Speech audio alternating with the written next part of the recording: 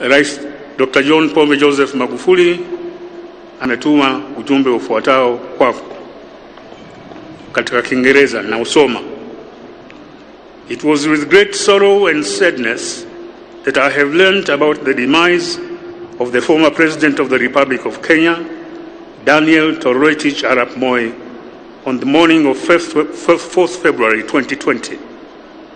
On behalf of the government and people of the United Republic of Tanzania, I would like to express my deepest condolences and most sincere sympathy to Your Excellency and through you to the government and people of the Republic of Kenya and to the Moi family for this great loss.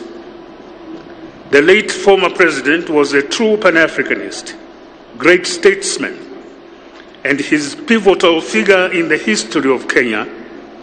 Indeed, he will always be remembered, not only for his devotion to serve his great country with diligence and commitment, but also for his contribution to the reviving of the East African community. The late Mzee Moi also played a major role in the promotion of peace and security in the region, as well as in defending the region's and continent's interests in the global arena. In particular, we in Tanzania recall with esteem the bonds of true fraternity and active solidarity which linked the late former President Moi and our country, as well as his firm determination to establish solid and exemplary relations between our two countries.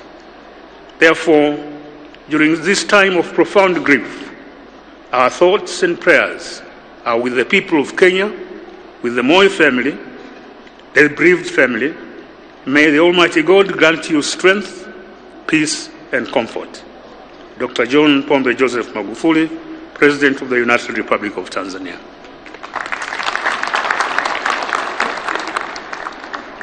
Sina ya nyongeza ila kuitakia familia subira. Mungu alitoa, Mungu ametwaa. Jina la Bwana lihimidiwe.